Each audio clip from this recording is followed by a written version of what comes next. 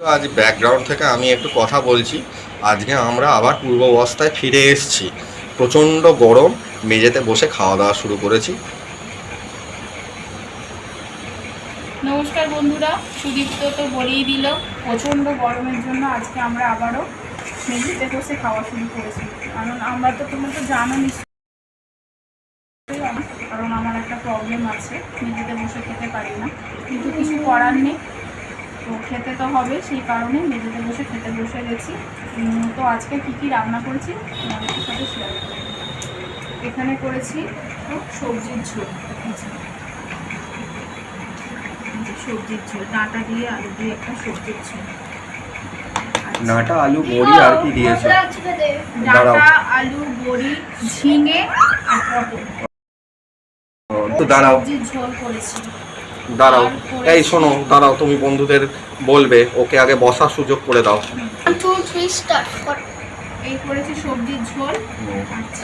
এখানে করেছি ঝিঙে দিয়ে আলু দিয়ে একটা পোস্ত, ঝিঙে আলু পেঁয়াজ দিয়ে পোস্ত করেছি। আমি আমার প্রিয় খাবার করেছি ডিম দিয়ে আলু দিয়ে একটা পাতলা করে ঝোল। ঝোল না কারি, ওই কারি ঝোল একই। না না, কারি কারি, নালে তোমার সাথে আরি। ও আচ্ছা, কারি। আর এখানে হয়েছে বলতে একটু আমের ওই সেদ্ধ করে জেলি টাইপের করে দিয়েছি।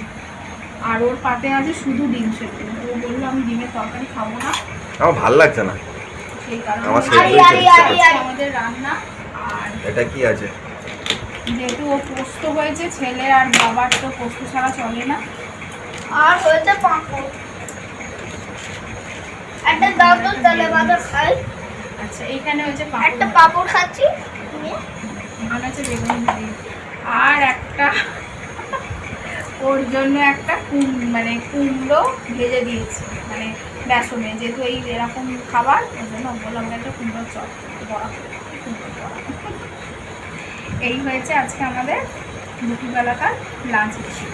তো বন্ধুরা, আজকে নয় করে অনেকগুলি রান্না করে ফেলেছি।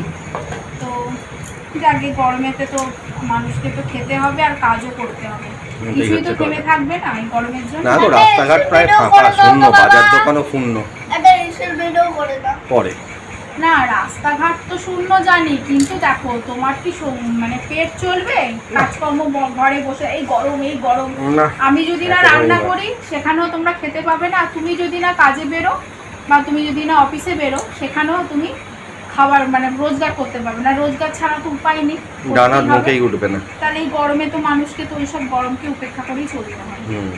তো সেই কারণে মানে ওইসব গায়ে মাখলে মানে এখন হয়ে গেছে এসিটা আর বিলাসিতা নয়, এখন এসিটা ম্যান্ডেটারি। অবশ্যই এসিটা একটা সময় আমাদের মতো মানে তাপপ্রবাহের দেশে, যেখানে 10 মাস গরম থাকে, সেখানে এসি ছাড়া থাকা প্রায় অসম্ভব হয়ে উঠেছে। প্রায় আমরা যখন ছোট ছিলাম তখন কারোর বাড়িতে এসি আছে আর ফ্রিজ আছে, মানে বিরাট তারা অবস্থাপন্ন বিরাট বড় লোক। এই ওদের বাড়িতে এসি আছে, ওদের বাড়িতে ফ্রিজ আছে, এটা মানে দৌড়ে দেখতে ছুটতাম একটা সময়। কিন্তু এখন আবার করছিস তুই এটা।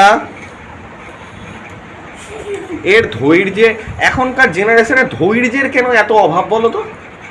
আমি এটা বুঝতে পারি না, এদের কেন ধৈর্য নেই। একে দেখছি, এর পিপির ছেলেটাকে দেখছি, কার ধৈর্য নেই এদের কারণ, মানে একটু সবুর করে না। দেখবে মৌ কথাটা বলছিল, বললে দেখ হ্যাঁ রে, একদম এদের ধৈর্য নেই কারণ, শুধু ভাতটা মুখে করে খাচ্ছে। না ও খিদে পেয়ে গেছে, ছেড়ে দাও, আর ভিডিওটা বড় করছি। ঠিক আছে চলো বন্ধুরা, আর ভিডিও বাড়ালাম না, আমারও খিদে পাচ্ছে, চলো এবার খেতে বসি, খেতে বসে যাই। আর ফ্রিজ টিভি এসির গল্প আর একদিন হবে। হ্যাঁ, আর এই ভিডিওটা যদি তোমাদের ভালো লেগে থাকে আমাকে অবশ্যই কমেন্ট করে জানাবে। ইউটিউব চ্যানেলে, আমার blog with Moumita YouTube channel, সেখানে একটা সাবস্ক্রাইব করে লাইক কমেন্ট করে পাশে থাকো। আর আমার হচ্ছে ফেসবুক পেজ মৌমিতা চ্যাটার্জিকে সবাই একটা ফলো করে দিও, লাইক কমেন্ট করে পাশে থেকো। আবার আসি পরে ভিডিও। আজকের মতো বাই বাই, তোমরাও সুস্থ থেকো। আজকের মতো বাই বাই। একটু এসি ভিডিও করে দাও না। আচ্ছা ঠিক আছে, করে দিয়েছি আমি।